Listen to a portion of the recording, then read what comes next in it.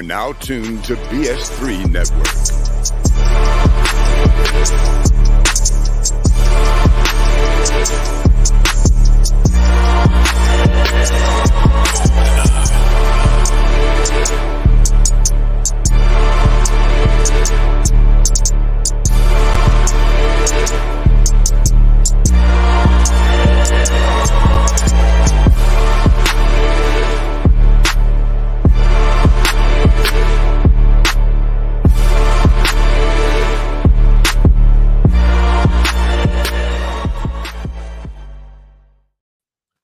Bring back that beat.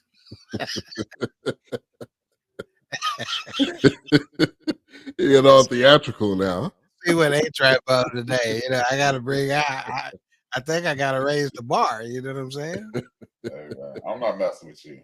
I'm not fooling with you at all. Okay? All right, but welcome back to the Fourcast. As you can see, it is the Threecast. Mayhem Wilkes will not be on tonight. He should be back next week. But coming at you with a throwback, man. It's been a minute since we've done a throwback. I can't even remember. Yeah. So Car Wash was kind of the first thing that came to mind for all of us. Got to commit to those throwbacks once a month, man. We got to be on that. These are too fun. Not, you know. Right. True. Really are. But this is the Fourcast. We review movies, films, documentaries a completely different way, 4 different perspectives every Monday at this same time on BS3 Network. Also on End of the Bench Media on YouTube and Facebook as well. So we got that shared effect going on. Also on YouTube and on Roku and Facebook. So we're everywhere.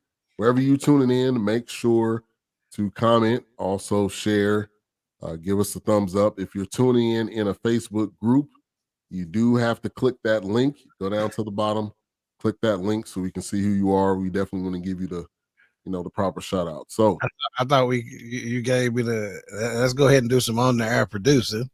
I thought you gave the fix to that for us. Oh yeah, that's good for us. I'm talking about for the people commenting. Yeah, but I thought if we did it, made ours public, that their comments would show up.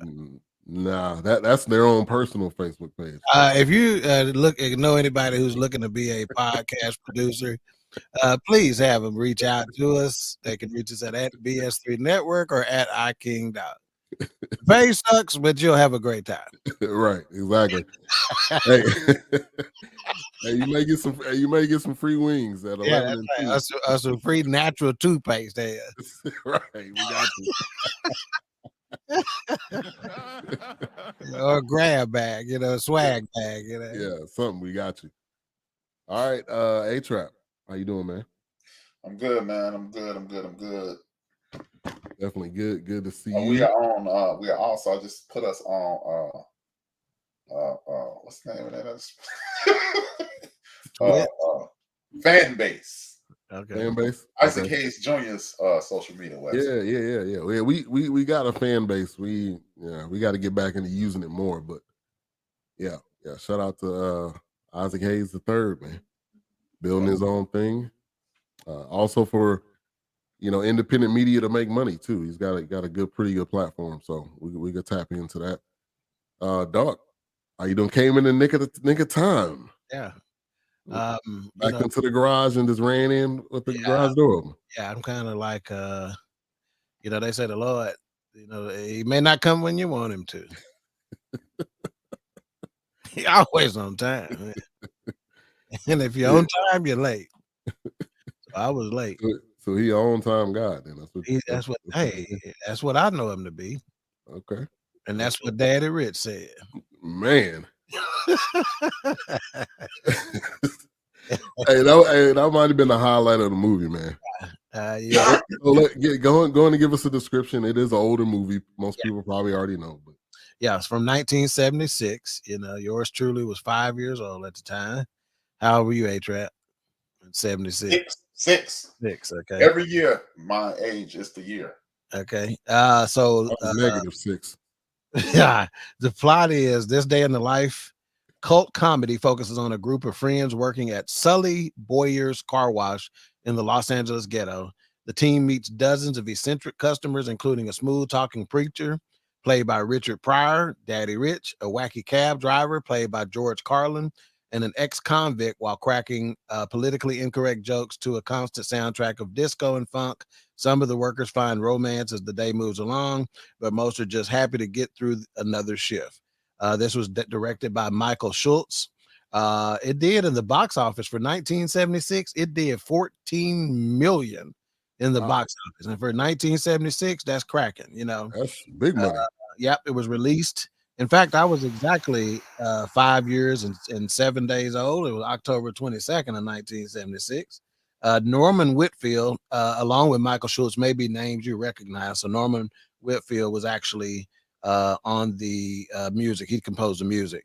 Again, such characters as Richard Pryor,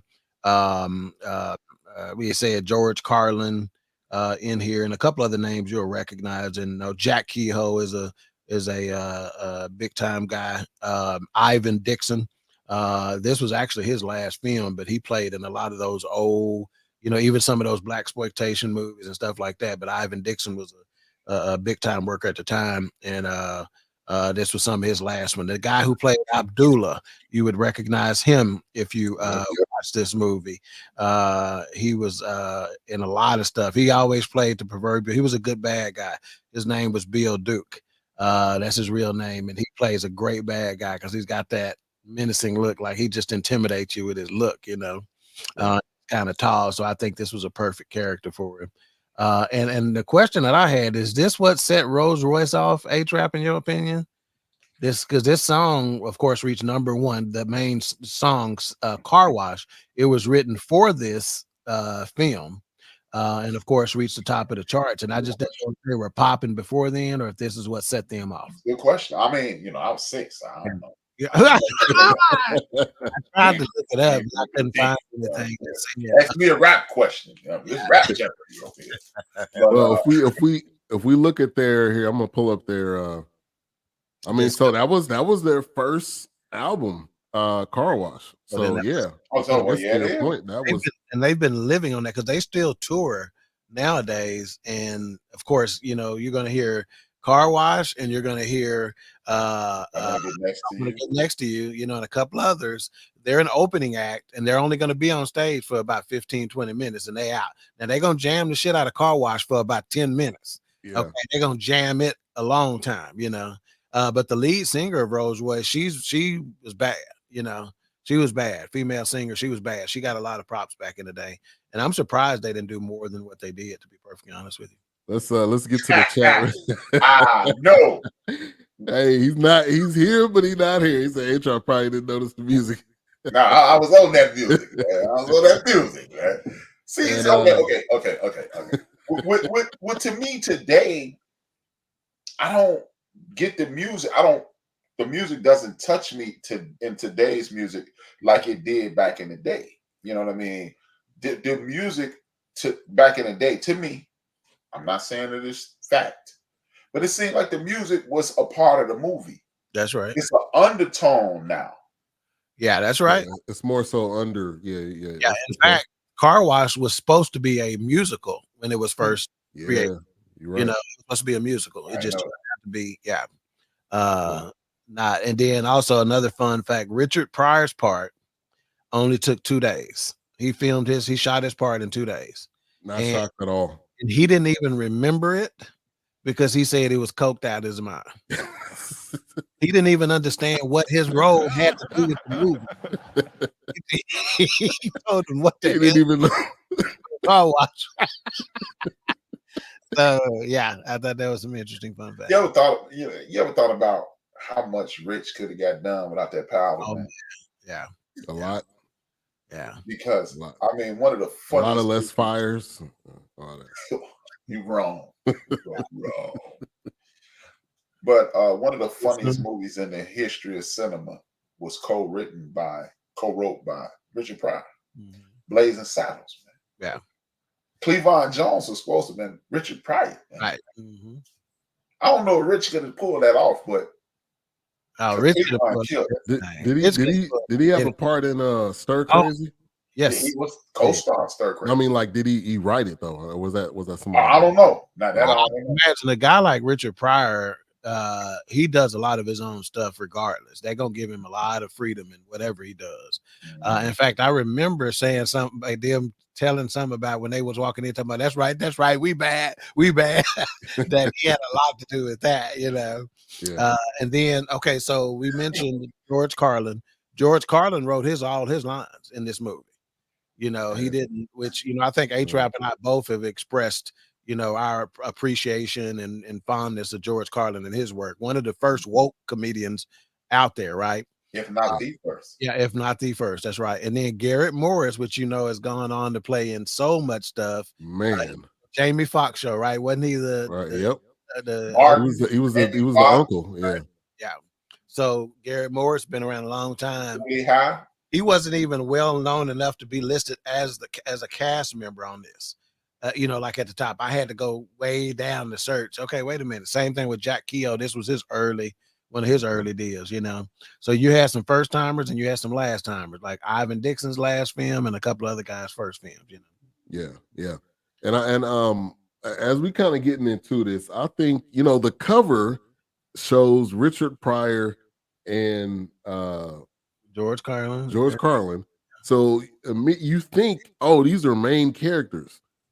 Richard Pryor was in the movie for 10 minutes at most.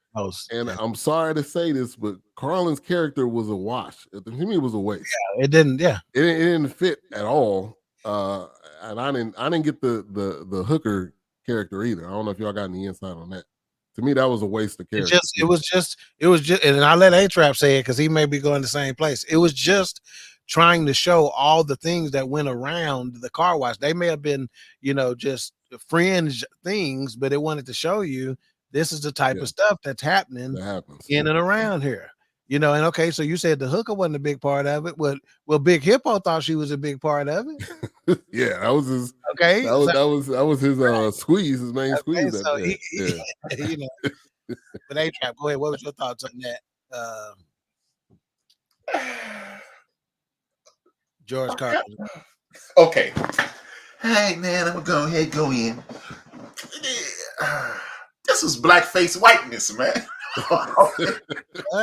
Well, this is blackface whiteness. This is okay.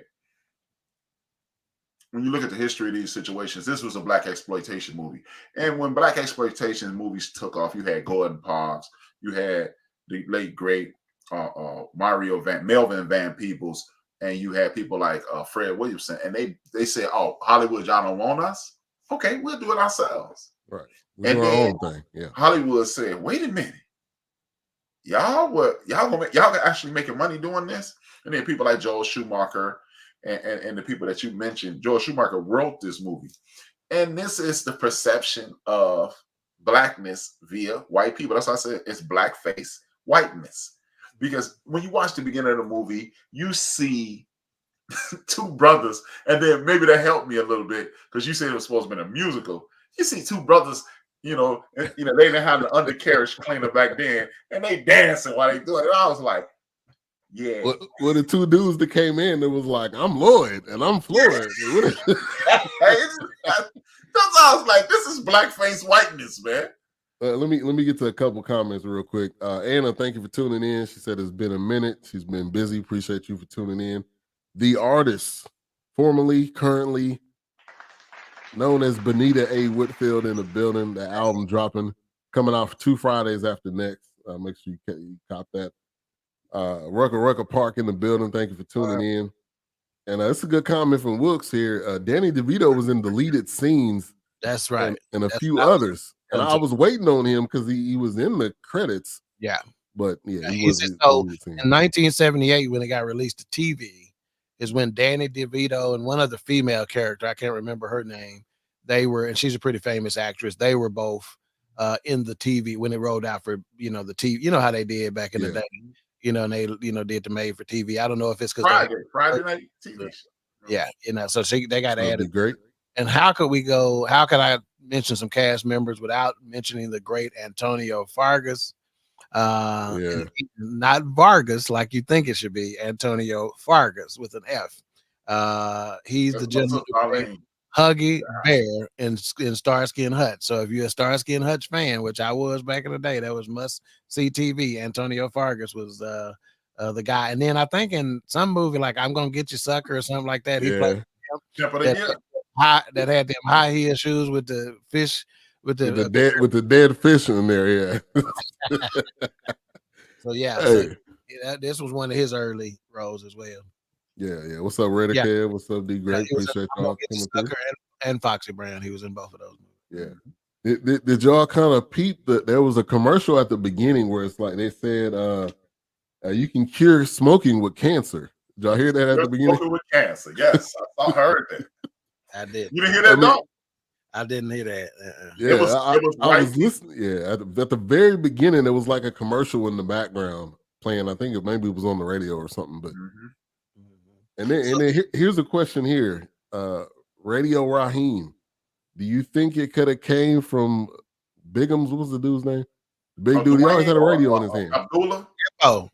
Hippo. Yeah. Until he gave it to the hooker, but but I guess that was the exchange, if you will. He didn't have no money. This movie made me see how narrow-minded I've been. Because like my son used to walk in the house. Speaking of which, he just came in the chat room. Theater. Oh, okay. No, he just came in the chat room. My son would walk in the house and he would have his phone playing and his music would be playing. And I'd be like, man, turn it back, man, put some headphones on. And then when I'm watching this and I'm listening to them, watching them playing their boom boxes, and I was like, wow, I'm tripping. Because you did it.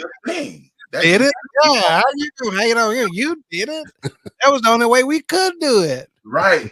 And I'm like, y'all had no headphones. And now you ain't never did this. Hey man. Walking with your boombox. You ain't nothing. If you ain't never did this. Yeah, I ain't never did that. Hey man. Yeah. 20D batteries, Jack. Yeah, and if you ask them, and you better buy some Duracell. So those same 20D batteries today would cost you $179.23. Boy, you be mad. There will be no music player. Hey, dog, remember you put the tape in and you had to play that joint all the time. You going to rewind it, man. You messing with my batteries. Yeah. In fact, now the batteries now would cost more than we paid for the doggone. Probably. Yeah, 20D batteries might be about $100 a day, and the radio cost $100 back then. My sister got one before I did, but I was able to, it kind of finesse one. Is that what you're trying to say? Something like that. Yeah, I would extort her and blackmail her quite frequently. I'm gonna tell Mama if I don't get this. That's how I got a Rubik's Cube. That's how I got the jam box. So she had a silver one, and I remember it was $39.95, which back then that was a good chunk of change, And it was a dual cassette and radio.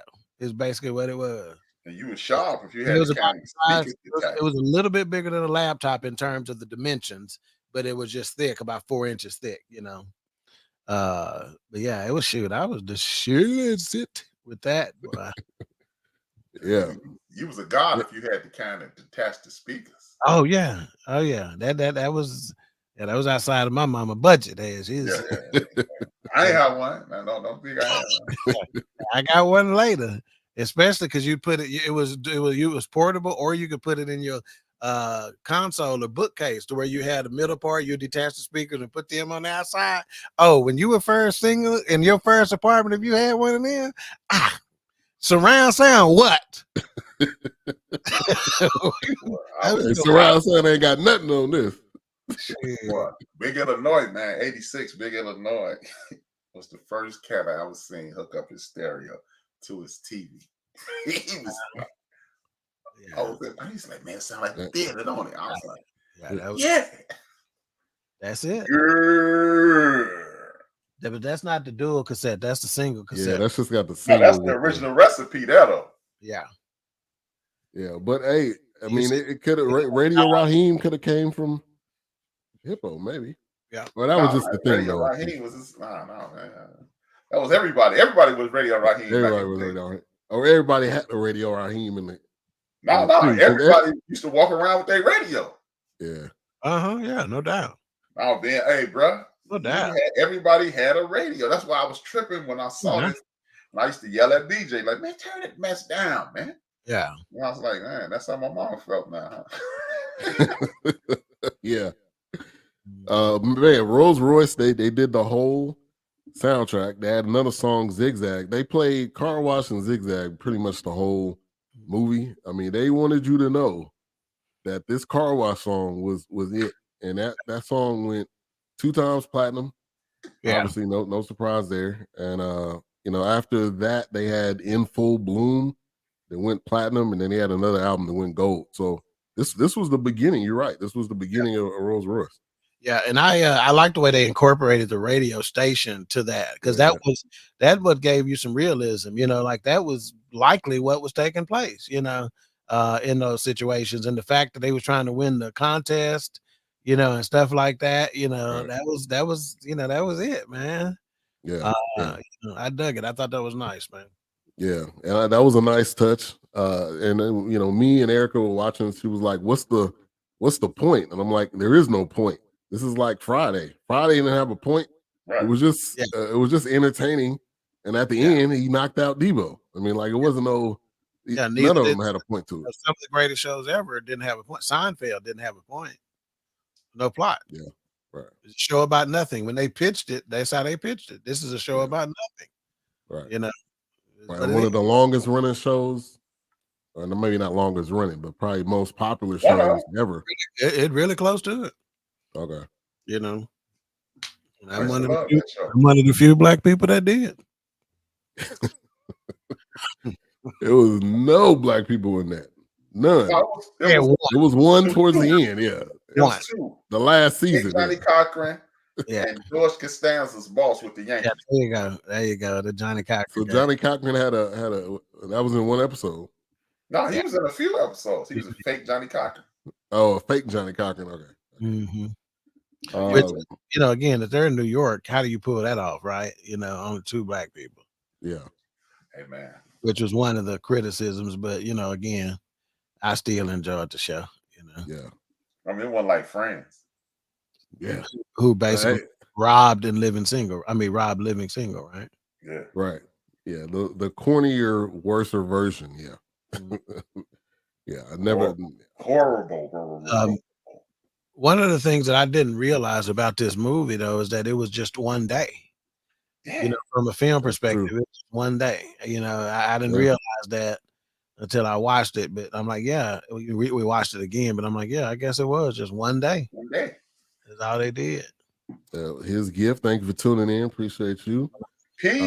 This is another one of those drive-in classic movies my family enjoyed back in the day. Yeah, I would assume this would be one of those. Anytime it came on, you would sit down and watch it. Oh, no doubt about it. Yeah, easy flowing. Wasn't it did have some the Abdullah character, and then at the end, that was kind of like the heartfelt moments, but most of it was comical. Yeah, I thought so for me, TC is one of the coolest characters in cinematic history as far as I'm concerned. Really, the flies, and then it's time he needed to go in the action. But how he picked up tried to pick up the chick, and the cold shoulder she was giving him, and that type of stuff, as far as I'm concerned, is timeless. That same thing. I imagine how many brothers could relate to that, man. Nowadays, that same situation. Trying to pick up a chick, and for him, he knew it was about bread. He's like, look, I know I don't got no big time job, and I'm working at a car wash, but ain't nobody in there. I don't see a whole bunch of other folks in there cutting for you. You might get somebody to make a little bit more money, but you ain't gonna get nobody that feel the way I feel about you, and whatnot. So I dug it, man. Hey, what? Hey, what a lie! What a guy on the grill didn't have no speaking parts, man. He just kept looking. Okay. He ain't never said nothing. If he would have just said that would have been good enough. They couldn't even give him a line. I mean, come on, man. And then all the butter falling on his face at the end, he still didn't say nothing. It's like, you mute or something, man? Come on. Yeah. So I mean, like you said, a variety of characters. They had Hispanic, they had Native American, and they were making fun of all of it too. I think that's the part too that made it 76. even more comical. Is that When's the last time you heard the term faggot on TV? A lot of people just heard it. I mean, they said it. I mean, it's like they said faggot and said it very, like it wasn't. And back then, it wasn't nothing. But like even though I call it blackface whiteness, it was a microcosm of the world that we fight against today. Yeah, like Paul just said. Yeah, faggot, and it was a whole bunch of other slurs thrown around, and like one of the things that the world, like one of the homies called me this week, and he threw it out there, man, the gay agenda, and I'm like, all right, man. But I'm like, all right, bro. But I'm watching this. There's a transgender cat in this movie. Yeah. And it kind of, I'm gonna have to say pause first and after. It kind of warmed my heart, pause, to see a transgender dude in this movie. Pause. Yeah, and you notice they didn't. That's what I'm saying. You've said often, the black community doesn't have a problem with homosexuals. That's why I warmed my heart. Yeah, and that proved it. They didn't treat him no different. In fact, he was probably more respected than a lot of people in the group. Exactly. Because they went to him when shit got real and he needed to settle some stuff down. He did it. Yeah. Yeah. And that's why I warmed my heart. I'm like, I thought black people hated gay people. Yeah. But again, we continue to buy into these narratives that are fed to us that we don't like, and then we start treating people like the oppressor treated us, and this puts us further and further back from progress. But it was cool to see. And Tony, I ain't want to see the brother in the dress, but this destroys that whole brother in the dress thing too. They're trying to emasculate you, put you in the dress.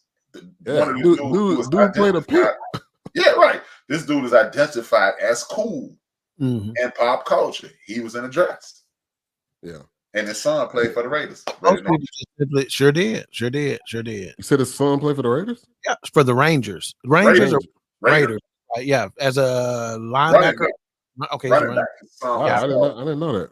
I can't think his name. Of course, he had the same name. His last name was Vargas. Yeah. He played for the Raiders, and then because he grew up in California somewhere in that area as well. I think he either came from USC or Michigan. I can't think of his name. Justin Vargas. Yeah, I remember him. Vargas. Wow, I did not know that was his son. Yeah. Yeah. Now, so in this movie, you had some of everything too, right? You had the boss sleeping with secretary kind of situation, which is a frequent story told. You had nepotism, or waning nepotism getting ready to happen, right? Because I guess his son was there for the summer from college or whatever, kind of thing. So you had all kind of stuff in there, man. You had the guy, like he knew that was the only place he could get a job that had done time. Ivan Dixon's character. Ivan Dixon, Don't come up here no more now. Parole officer. Keep this job, Now, and that parole officer, I don't know what his name is, but that dude has been in a ton of stuff. Mm-hmm. Yeah, he's a great character actor in a lot of films, man. Yeah, he's made a good living doing that. So they had the cowboy character. I don't forgot what his name was, but he was when he was on the phone and he said, "I'm calling about a social disease." Yeah, that's And then he said, "It's just hanging there looking sick." Yeah, that's Jack Keogh. Scruggs was the name of the character, Yeah. That's but the I one. felt like that was his character was cool, and two of them had issues with their women, right? His character and the other character where she was driving that Mustang up there. Right. She's played in some other movies as well. Yeah. For a minute there, I thought that was the lady from Dead Presidents, Lorenz Tate girl, but that wasn't her. Mm-hmm. She was probably my age. She's too young to be in that. Yeah, she's too young to be in that. But way definitely. Yeah. But and then just how they dressed coming to work at the car wash. I mean, to me, that I was amazed at that. Dude coming in 3-piece suits. But back then, A-Trap will tell you that's how people came to when they had those jobs like that where they're working outdoors or they're working in a car wash situation or they working in some kind of physical labor, they're gonna get sweaty all day. They didn't wear those clothes to the job.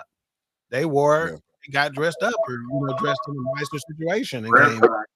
Yeah, that's what happened. Yeah, Ben. I mentioned it on the show a few times before now. My generation, me and Doc's generation, because me and Doc are a year apart.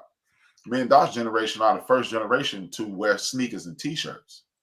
They looked upon me and Doc's generation the way people look at the pants off the butt kids now. Yeah. Okay. You were dressed. Like my mom used to annually buy me penny loafers. Like I had to wear that, Joe. I used to dress like Gary Coleman, man. Boycotted now, man. It's like, damn, this motherfucker. Yeah, that was a businessman. Yeah, I bet you our generation argue with our parents more than anybody about the clothes that tired, right? That was back before public school had dress codes and stuff like that. Well, I say dress codes, they had dress codes, but they didn't have the uniform, is what I'm trying to say. Uniform. Not in public school, So when the uniform came around in the black community, they was happy because they're like, okay, I can buy these a lot less expensive. It ain't gonna be no competition, fashion show competition, and I ain't gonna have to argue with this kid at Chess King or Jeans West. If they see Penny from Dallas. Hey, Levine's. I don't know if hey, look at here, homeboy. When I can get somebody Chess King or Jeans West, you wouldn't Miller's Outpost, you couldn't tell me nothing. Miller's Outpost. Like MC Ran, like you get new shoes and run faster. Yeah. right. Yeah. So but yeah, man, the dudes, I mean, they were clean. Even Ivan Dixon. I mean, he didn't have a suit on, but they had a polo and some nice khakis tucked in. Yeah. With a polo jacket and everything. I mean, it was different. And you like even back in the day, if you see a lot of old pictures and stuff like that, if you're ever in stores or places of business who have like old pictures on the wall, pay attention to them and watch how many people have hats on. Like everybody wore hats. It was not everybody wore hats. It was just part of your dress. It wasn't it wasn't. Yeah. Oh yeah. It was just part of the history of TV. Yeah. And Wilkes will tell you if he was here, he always talks about his grandfather. Even when he retired, I mean, his stuff would be starched. He'd be getting up just to go run errands in overalls and just like ready. Yeah. And I was just be a thing to stand your pants up in Chicago, man. Can you stand up though? So funny story. When I got to Morehouse, I mean, we in California, you just iron and stuff like normal. When I got to Morehouse and I seen all these starch, these dudes from Houston, I was like, what the hell? What is this, man? What are y'all doing? It was like, nah, it's just starch. Look here. Standing up your jeans up against the wall before you put them on. Up until 2016, 17, a pair of starch jeans with some dress shoes and a dress shirt. Look here, homeboy. I was, look. Hey, matter of fact, you be like that on Men's Fellowships a couple of nights. I know. Yeah.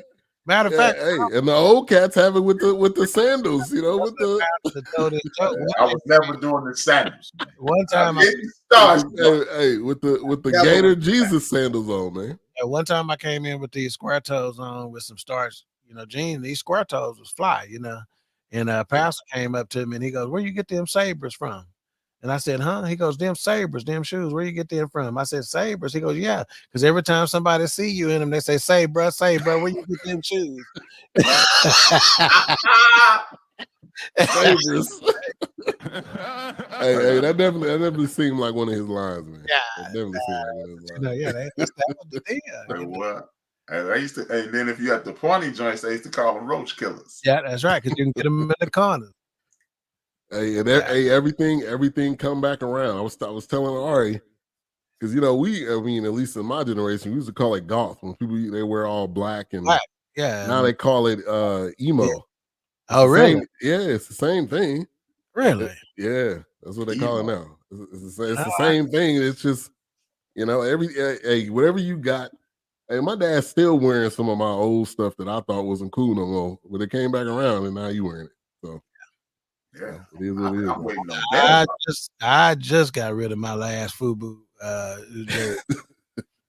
jersey. I hung on to it because he got it. He got it right now. It was so, like, I mean, dog, when I wore this, nigga, I got all the love, I even had a Get rid of Nietzsche too, bro. FUBU athletic. That Nietzsche ain't coming back either. Get rid of all that, dog. That early 2K, all that out of here. Yeah, hey, man, LL helped out all the brothers, man. Came up last week, you hear me? With all this FUBU and look, hey, somebody had the goodwill, yeah. So that Daddy Rich, man, when he rolled up with the tide on the license plate, I was like, this about to be funny as hell. I already knew the Pointer Sisters getting out with him. The driver, another one of those dudes didn't have a talking part, but same thing. In the Black community, the shyster preacher pastor situation has been a thing forever. That's why I'm telling you, they touched on some areas. They must have had a Black community meeting and said, "What do we need to get in there?" Because they got every little thing. Had the militant, which was Abdullah, A.K. Abdul. Do not call me Dwayne, man. They had the snotty nosed kid running, the smart mouth kid coming on the skateboard talking trash, but they all care for him. Like he got on he got on their nerve, but they loved him. You know what I'm saying? Right. They almost got hit by that car, and they all ran out, and he didn't get almost hit. That was him messing with them. Yeah, that was being funny. Yeah. When I moved, my mother had a boyfriend that moved in. His name was Benny. Yeah. And he back in the 70s. Did he have the Jets with him? No.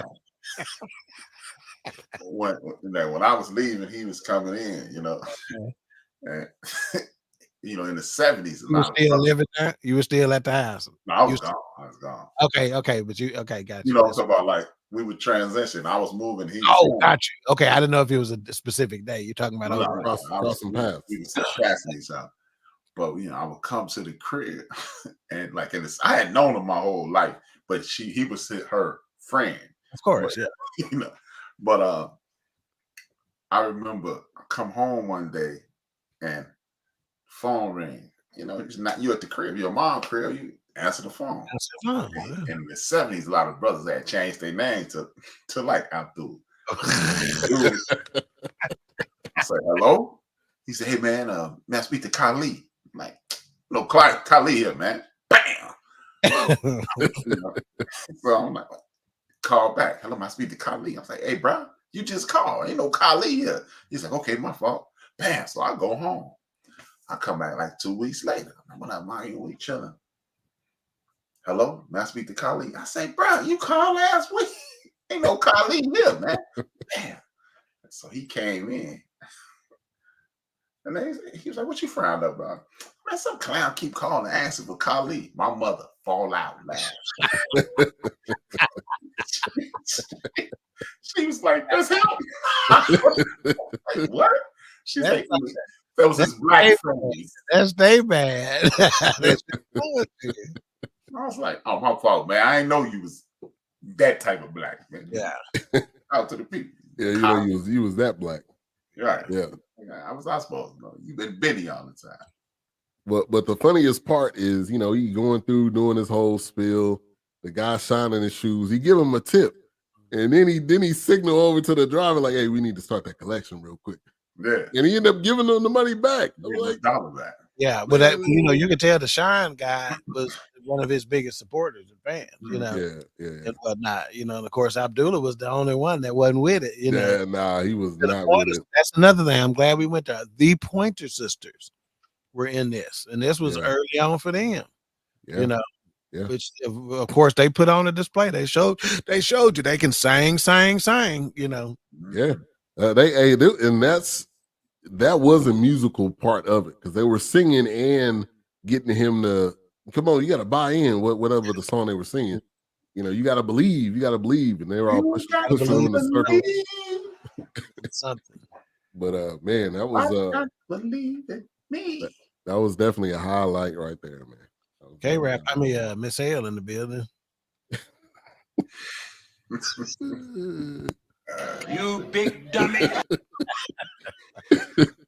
Good evening. Good evening. I've been waiting a few weeks to get that in at the right time. Yeah, you did. You definitely did that. But yeah, man. I again remember when we were talking about the transference of culture from decade to decade. Mhm. I definitely, outside of being like me being called H rap is as close as I can get to being called Dwayne. Right. Abdullah. But Yeah. I identify with Dwayne, because Yeah. I've always been perceived as a Dwayne. When Really? people talk to me to this day, if I take up for somebody black, people just assume it's because I'm pro-black. It's like, nah, he's right. And it just happened to be black. So I worked away. And when and the sad thing is, man, as a community, the Dwaynes of our community are misunderstood. Yeah. No doubt about it. He was extreme. Dwayne was extreme. Ostracized too. Like because people don't want to really listen to what they have to say. But check it out though. It turns out like really the brother was just in some pain, right? Right. You know what I'm saying? So that's where that whole misunderstood thing come in. They're perceived as that nobody gave him any chance. Nobody really took the time. Like Ivan Dixon's character was the only one that, and probably because he had been in the joint, he had seen other Abdullah types in there. So he knew you ain't got nothing but time, right? So you do have time to get to know folks like that. So he knew it's something deeper to that guy than, that beanie, or whatever the case may be, Yeah, but his his character, you can definitely relate to it because he was kind of in that spot at the end when he said, like, man, I'm lost. I mean, I got to come to this job. I don't really want to do it. Working for this white man, and he wasn't really getting ahead, so he was kind of torn in between, what he believed in and what he was doing on a day-to-day basis. And another factor of this job, and remember, I'm talking about they touching on all aspects of what we went through on a daily basis. You got the guy, Ivan Dixon's character. He's kind of the self-appointed, recognized lead, basically. And, I mean, think about it. When he says, man, I've been working for you for over a year. Well, in a car wash job, that's a long time. Yeah. Right. So I've been working for you for over a year. I keep everybody straight. I ain't gonna be able to make it off this with my, and whatever.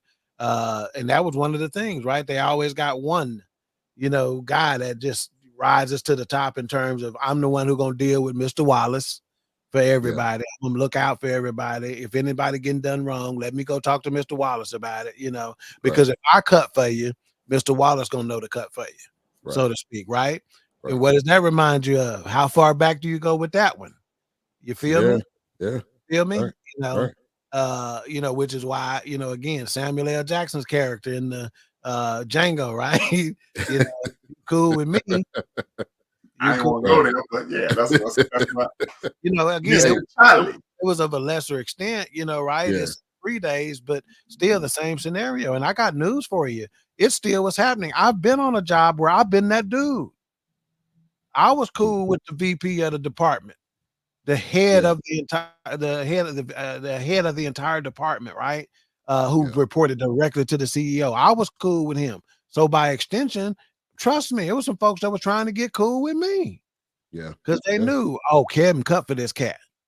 So I'm gonna be, they knew that's Kevin's boy right there. Yeah. It was the truth. And shit. Yeah. And I didn't have a problem with it because on the 1st and the 15th, I said, right. That's why people used to ask me, man, how you like the job? The check didn't bounce. I love it. See the check bounce. I'm in. Blue Streak in the building. How you doing? Good to see you. Yeah. And I think with Lonnie, so Lonnie was his name. With his character, he was definitely that middleman. And at the end, I thought he was he was counting that money. I thought he was about to put that money in the bag and walk off. I knew he would. Well, obviously I'd seen it before, but no, I never thought he would. I thought he was always gonna be cool. This is your first time watching this man? I think so. I think I remember parts of it, but I Yeah. don't know if I've ever watched the entire movie all the way. Based on his age group, that makes sense. H. Yeah, You know? yeah. It's amazing to talk like me and my nieces and nephews, we communicate a lot, and then we'd be laughing and joking, and I'll be like, "Remember when?" And they'll go, "Nah, Uncle B." I'm like, "You don't remember that?" And they're your age, man. That's why I'm laughing. I'm like, they're your age. It happens a lot with the queens, the younger queens, like the educated queen and the baby queen. They are 12 years younger than me, right? Well, the educated queen, 12 years younger, and the baby queen is about 14 years younger. And so we're talking about stuff, and sometimes we never talk about stuff because I'm just assuming they know it. But then when I bring it up, I'm like, well, if I'd have known, if I would have had the realization that you didn't know it, I would have talked about it sooner and more often. Because I want you to know it. Like one of my uncles that passed away, there's stories there that I'm just assuming that everybody in the family knows, but I be forgetting y'all wasn't around. Y'all wasn't around. I can see it. You know what's common knowledge to everybody my age and older. I got to remember that the younger kid. So when I'm talking, they're like listening in fascination. You know, when I'm telling, oh, he used to do this and he used to do that and he stayed here and he had this reputation and he's, you know, they're like just all ears. You know, I'm the old cat sitting on the porch telling stories to the young kids, and they like are all ears. You know, but you like A-Trap, you like I'll refer to something sometime or I'll say something, and the older cousins will laugh and the younger cousins look at us like, what are we missing? Yeah, you know, and then I got to tell the story. You know. Or it could be, you know, it was a dude in the neighborhood, Sneaky Pete, a dude in the neighborhood, Tree Man, a dude in the, you know, to where they wasn't, you know, or again, those homosexual dudes that walked the neighborhood, like Ralph, you know, they were just people everybody knew, you know. Ralph.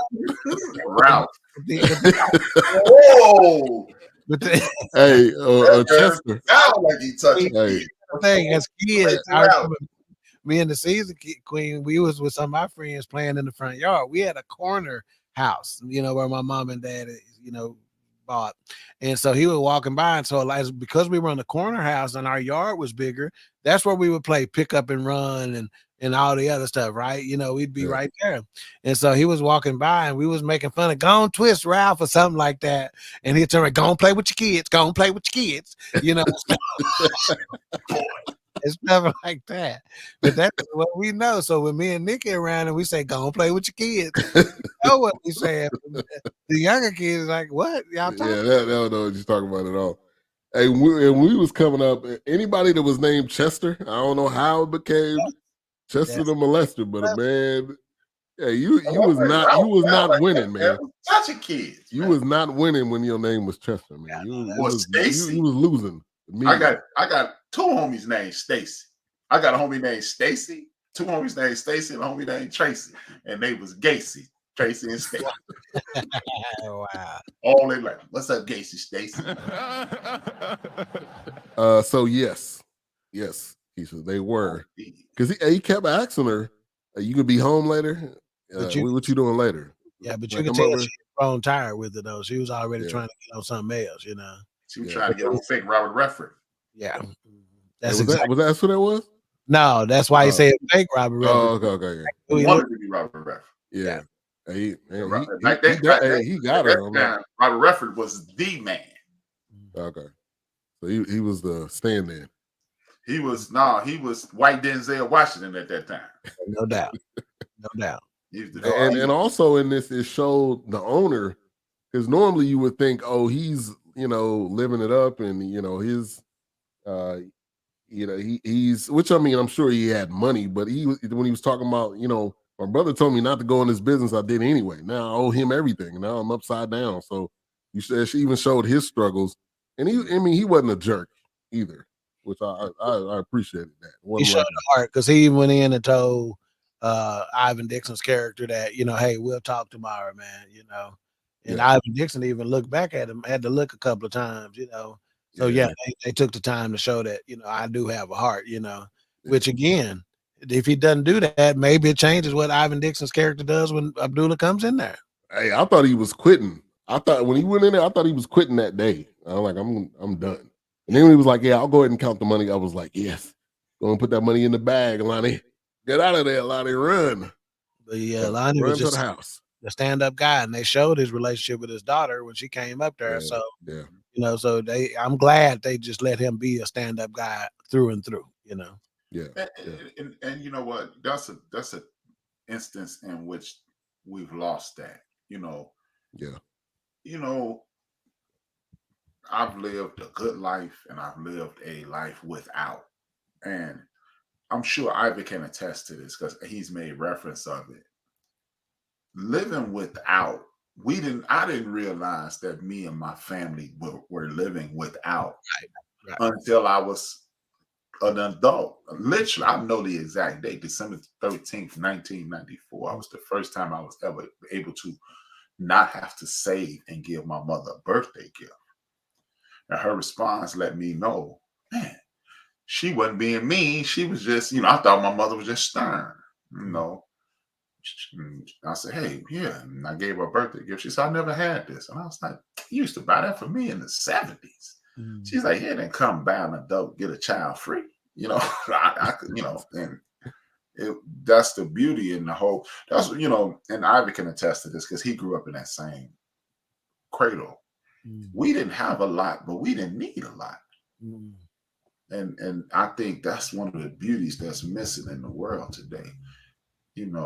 I don't need a lot to be. You don't need a lot to be happy. You trick yourself into believing I need all of these things to be this. But when you become an adult, you realize I didn't need any of that. Yeah. And some of the best times was you with your cousins. Yeah. Playing whatever. And I mean not outside playing street football was some of the funnest times. Yeah, my cousin that popped on last week and gave the analogy about the tree. Me and him, we were only 3 months apart. Man, we made up half the games we played. We take a laundry basket and get some foil and ball it up and shoot. We shooting, or we get a clothes hanger and stretch it out and the hook on the door. Back of the door. I mean, this is how wall ball was made up, to where you got a ram on a bike. Yeah. Oh yeah, that's right. Up on the yeah. So we made up games, man, and stuff. We kept ourselves busy. We didn't need no new toys and stuff like that. Yeah. Yeah. You're right. And we was outside, the real outside, not the outside they talk about. Yeah, these kids. Hide and go seek. Yeah, hide and go seek or hide and go get it. Yeah. If it was girls in the neighborhood you were playing with, it was hide and go get it. If you was playing with your cousins and stuff, it's hide and seek. Yeah. I mean, just simple things like racing. Yeah. Oh yeah. Like Mother May I, red light, green light. Yeah. Shit, it was all good. Hopscotch, man. Had a ball. Yeah, and that's how, that's the beauty. Even though I made the comment earlier about the blackface whiteness, but even with that, you got a chance to. It took me back. This was even better than the movie itself. The nostalgia, man. The nostalgic portion of this, Yeah. It really even just took me back. Even the way they advertise. Did you notice the Shell sign on rotation when they rotation? So the Shell sign just rotated up there, and that's what gas station signs used to do. Now they're just stationary signs, whatever. Now was this a car wash and a gas station? Yes, probably so. So check out the song. See, back then, fill up and you don't have to pay. Yeah. If you fill up your gas, your car wash is free. Man, you need to bring that back. Yeah. Yeah, they did. That didn't go out that long ago. That probably only stopped about 15 years or so ago. I'm about to say that now. I would say around the time of 9/11 happened, because that's when gas went higher than giraffe coochie. Yeah, to this day. To this day. They definitely went in there to this day, man. Favorite drive, bro. That is my favorite. Boy, that's money. That was money right there. Yeah, man. Yeah. I mean, dog, remember riding with your parents, and y'all have a family outing. It really even not even a family outing. It was when we were going over our cousin's house. and you would ride, What's up, Between Butler? you would ride past those Every- shopping centers. Yeah. With the spinning things, that was a thing, Yeah. just to drive past that. I was like, oh, we going over such, and we going over Darkman, we going over Ivan them house. And me, my sisters in the car, and my mom in the car, we going to the west side to my Aunt Connie house. And when we got to Aunt Connie house, it was Craig, it was Sue, it was Lynn, Eric, Lemaine and Barry upstairs. It was just, you ain't need friends, you had cousins. And my dad literally, I have literally 38 male cousins within 3 years of me. Mm-hmm. So it wasn't like, oh, you gonna join a gang? A gang? No. I'm in the gang. Hey, I'm gonna be over there. I'm gonna be over there real quick. If they doing car wash actions. Now the deal is what they're gonna give you. These ain't the car wash where you got people washing it. It's just drive. You just drive through. That's just that drive-through spray thing or whatever. Yeah. And the whole thing, and Doc, I'll come to you. The whole thing was they did it hand wash, and the kid came through like, "Nah, you too cheap." Like they do it, and it was some other name. Whatever the competition was, they were doing it, with the machines, right? And I was kind of running them out of business. Yeah, because that machine thing was new at the point, at that time. That wasn't the common occurrence, So, but yeah, like nowadays, or when they would do the free car wash, recently, or in the 20th century or 21st century, they give you a little code on your gas receipt at the bottom of it, your car wash code, and you just type in that generally a 6-digit code, and there you go. Thing, trust me, I did plenty of them. Yeah, plenty of them. All right, so this the point in time in the show where we're gonna play the trailer for next week. I think we Mia Copel, y'all down with that one? It's the hot topic right now. Sure, I'm great. Trash or more trash, but here we go. All right, coming up next week, Mia Copel, Tyler Perry's. I thought that was the Fonnie Willis story. This old BS whack ass. Hey, Wilkes got to be on. Wilkes, people have been got to be on next week. The trailer didn't look horrible. Hey, the trailer is just. Trailer didn't look horrible. The clips of what you need people to see. But what is, real quick, when Tyler Perry's not in it, the movies are normally better. So I'm gonna give it a benefit of the doubt too. Oh my mama, oh my Wilkes, I look remix. That's my swag. Wish you could. Golden. Thank you for tuning in. Another Lifetime movie. Living my life like it's golden. Living my life like it's golden. All right, so the Datsun that Calvin's mom had, my parents had a blue one like that. And I always tell the story, it used to backfire. It used to scare the hell out. I was probably like, 5 at the oldest? You know what a Datsun is nowadays, don't you? Yeah, that's a Nissan. That's what Z. Yeah. But they had a blue one like that, man. I tell that story all the time. It used to scare me driving up the street. I want to be on the show that day. Yeah, we fool. It wasn't even Lifetime worthy. Damn. Wow. We fool. Wow. That's hard right there, man. Lifetime is like down here. Street. All right. So TC got the date. And he won the tickets to the show. Well, I don't know what type of show it was, but it was a radio. Oh, it was a concert. Okay. So you remember early on that day he got to the phone on time, but he didn't have no dime to put in the phone. Yeah. Well, the hooker with no name was in the booth at one point. She had no name. That was one of them. Yeah, but the first one he didn't have no dime. But even her role, I think they did a good job of showing how she's just a real person. Like when at the end of that day, when the dude was putting off, she's like, bye.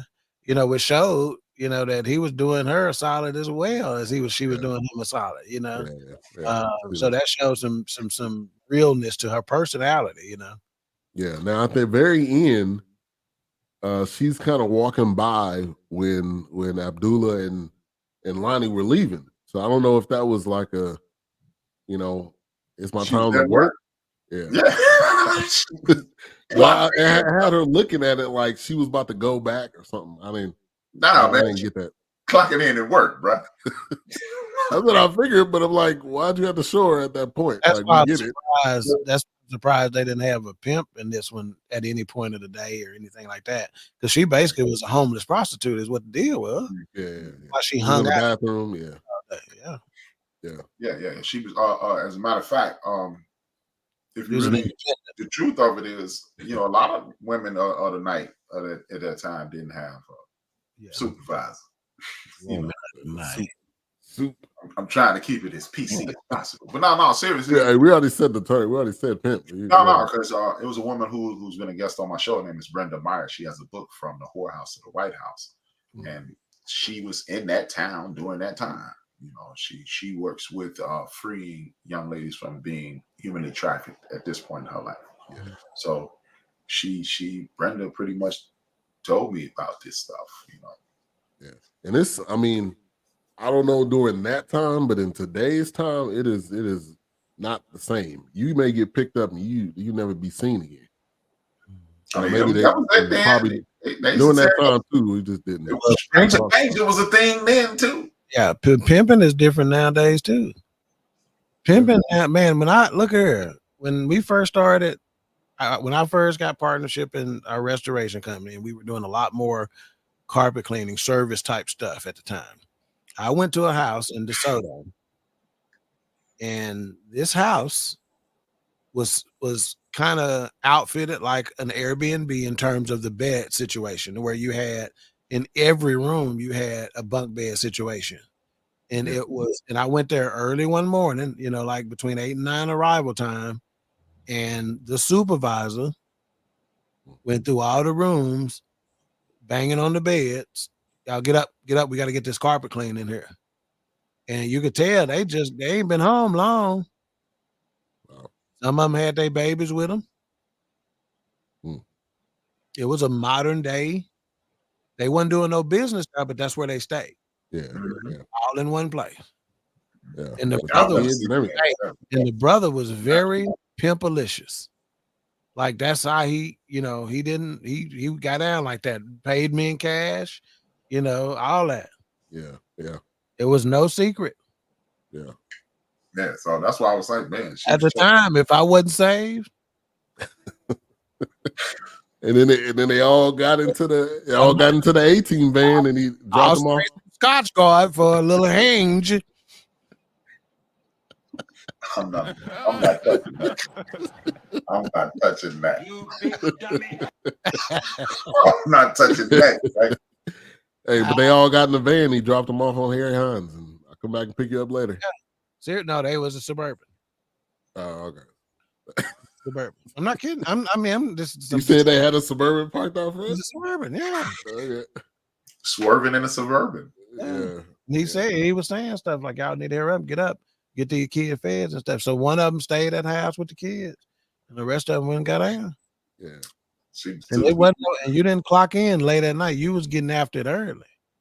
Like they was, after lunch, they was on it. Like they need to be on the job by 3:00. Hey, if y'all live in Dallas, I work right around the corner from Harry Hines. They there when I get to work. They at work. I'm talking about 7:30.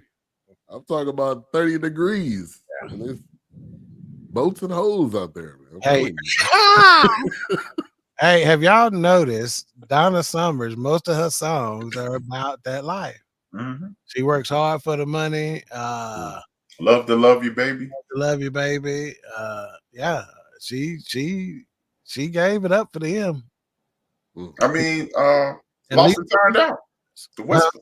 Lost and Turned Out. The Whispers. Yeah. Across 103, trying to catch a woman that's weak. Across 110th Street. Yeah, that's Bobby Womack. I gotta go back and listen. Oh, Bobby Womack was definitely on. You didn't know that though? You didn't know that? Oh, damn. Hey, you know what? I got an uncle once. I was driving in the car. And White Lines came on. This cat is a former drug user. and was like, I didn't know that's what that was about. And I'm like, what? What do you thought it was white? You thought it was about the crosswalk lines? I'm like, bro, you was doing that. The white horse, come on, ride the white horse. My mom used to jam that song, had no idea what it was about. Like, Wow. that's about cocaine, don't you? Golden said, y'all see Kelly wasn't going for that old Tyler Perry effed up wig wear. Yeah. Kelly said, hey, people know me. Yeah, man. Kelly can actually act, though, man. She did. Let's just wait. It looked believable. She can act. It has nothing to do with the movie. Yeah. Eddie Murphy is funny, but Best Defense sucked. So did Dr. Doolittle. Yeah. Dr. Doolittle didn't do little for me. Yeah. That's when he was trying to get Daddy daycare. Get that paper. Yeah, Daddy, all of those. He got 10 kids. All right, so at the end, Lonnie's wrapping up, and Abdullah comes in there with the gun, and for a minute there, I thought he was gonna shoot him, but he respected Lonnie. They end up hugging it out, brother to brother type moment. And now I don't think Abdullah was coming back to work though, but I do think at least he was able to. I'm assuming they probably kept in touch. And you didn't. So you hadn't seen Car Wash Part 2 either. There's not a Part 2, right? Yeah, I ain't seen Part 2. Are you talking about the one with Dr. Dre and? That's why you hadn't seen it. I'm like, damn, I missed I'm about to say, Car Wash. She's talking about the Snoop and Dre version. I didn't see that one. I don't even know if I saw that one. Yeah, I wouldn't. They ain't actors, man. They ain't actors. All right. So before we go too far, I talked about TC. One of the things I also said is that he has the second best afro in cinematic history. Can you tell me who's number one? A-Trap, if you don't get this, I'm gonna be awfully disappointed in you. You about to be disappointed. I would be awfully disappointed. Oh, is in cinematic history or in the history of entertainment? No, I'm saying cinematic history because that's where this individual was. Oh, because the number one before you pointed out Franklin and Johns, I would have said Mad Dog from Good Time.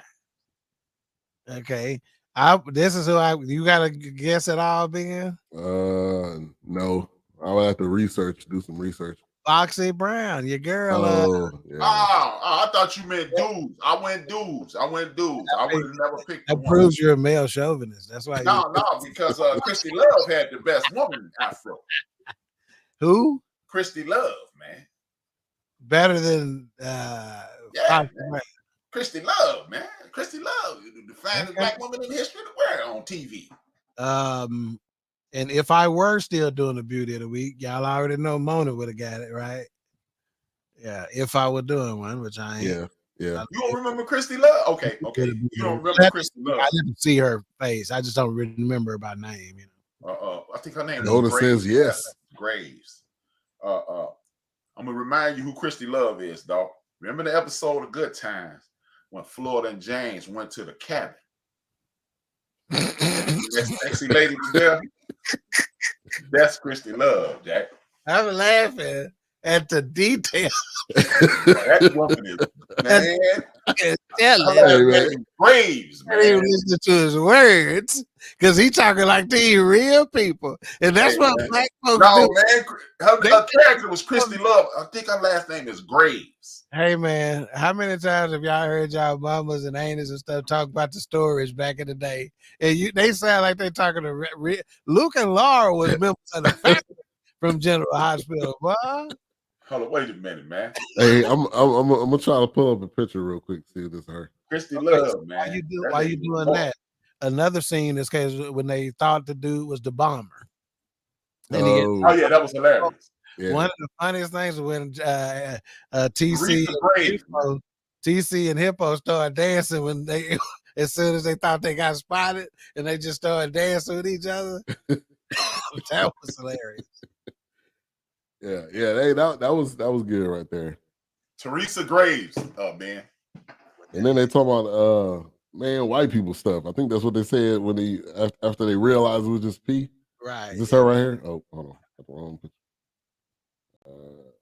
Be careful. Okay, yeah. See, hers was more curly.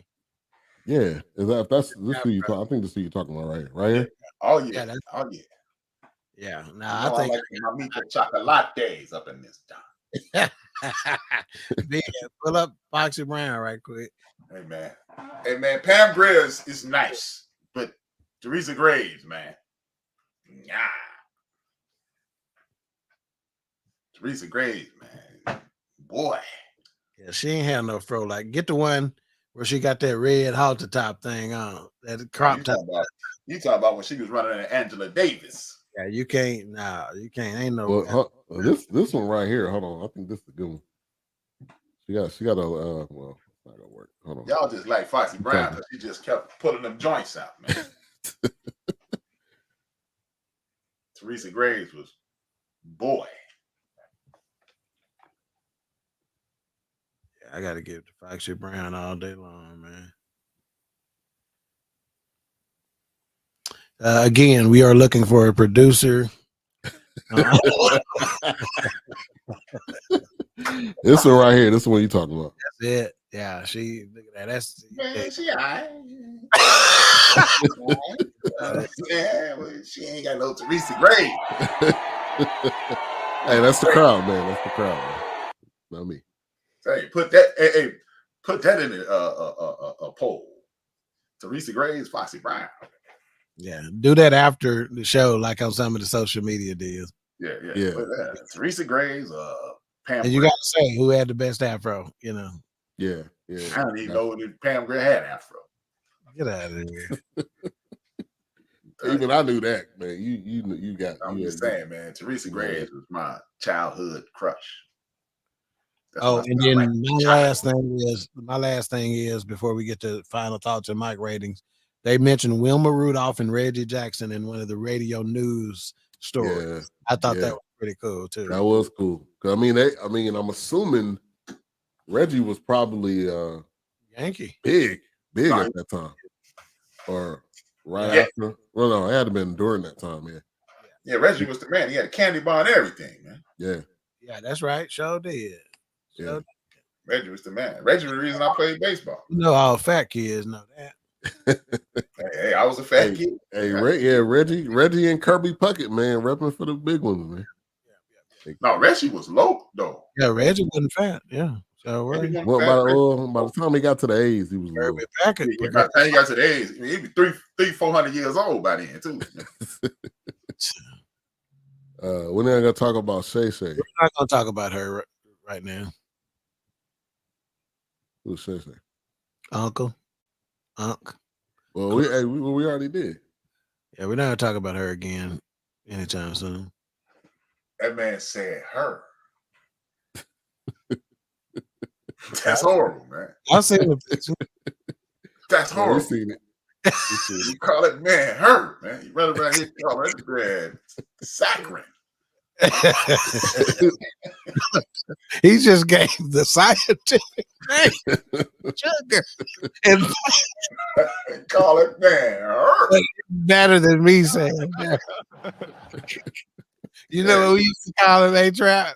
We used to call it Imperial. And walking by, we'd say Imperial. Because that was the sugar brand. Yeah. I shouldn't say that. Because he did us right.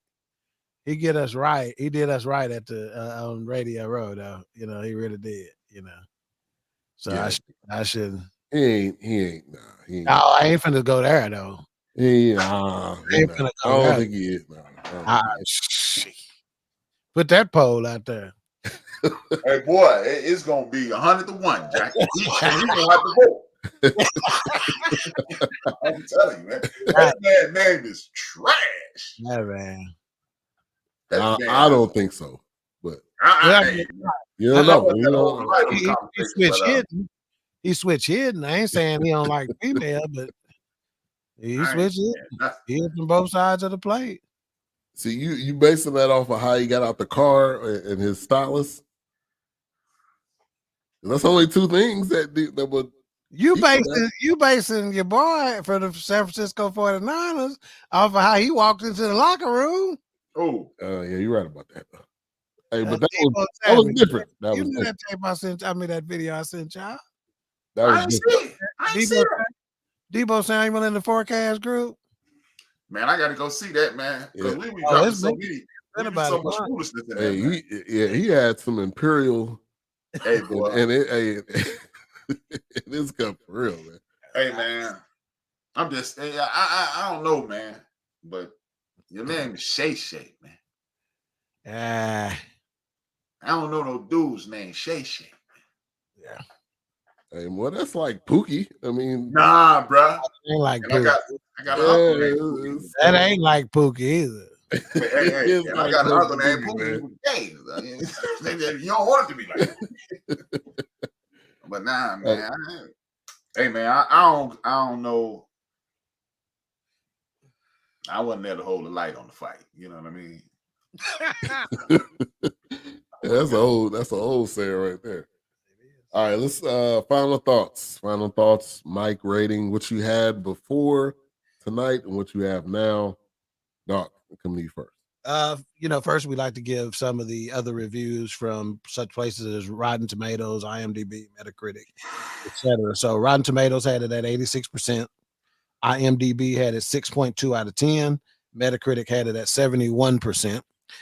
For me, as me and H-Rap talked about earlier, is the nostalgia, the soundtrack, the fact that they touched on so many little areas in our community that are still present today.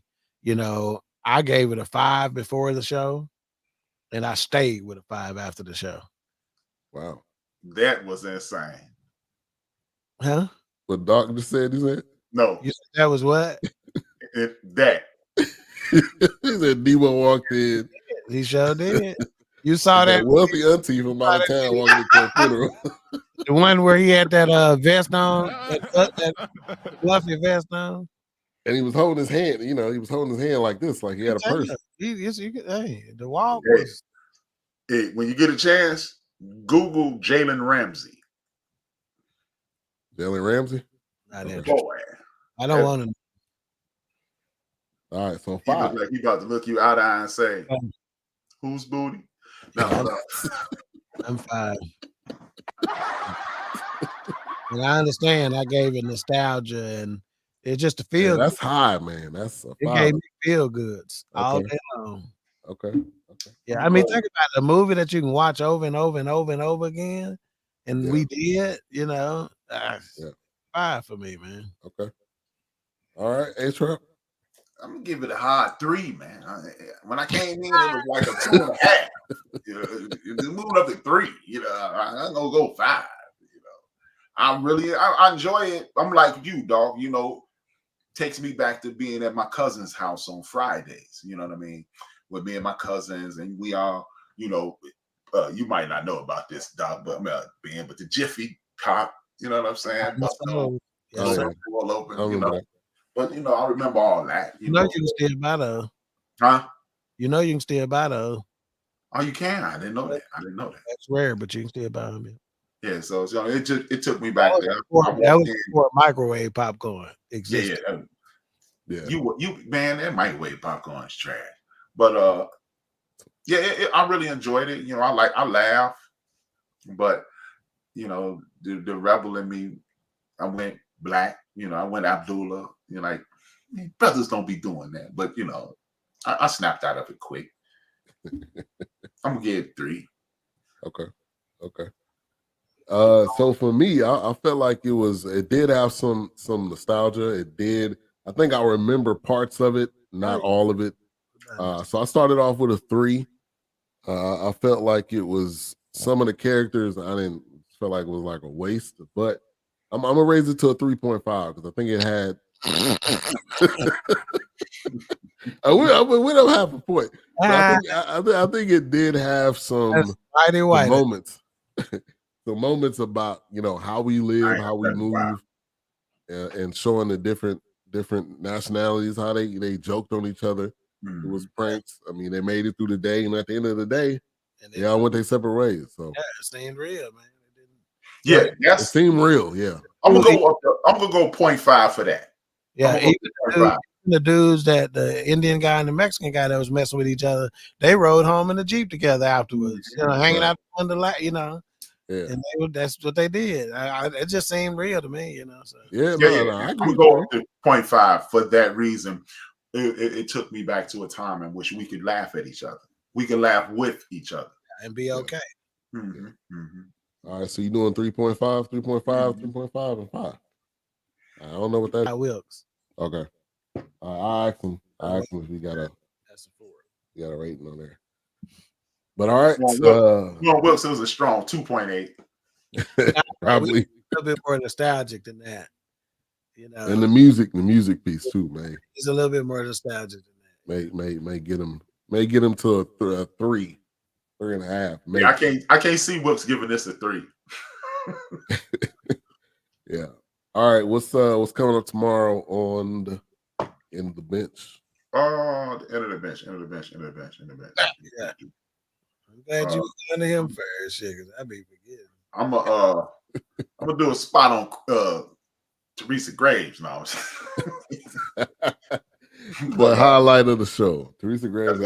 Teresa Graves is fine. That's what it is. My preteen crush. Teresa Graves over Pam Grier. That's what the name of the show is.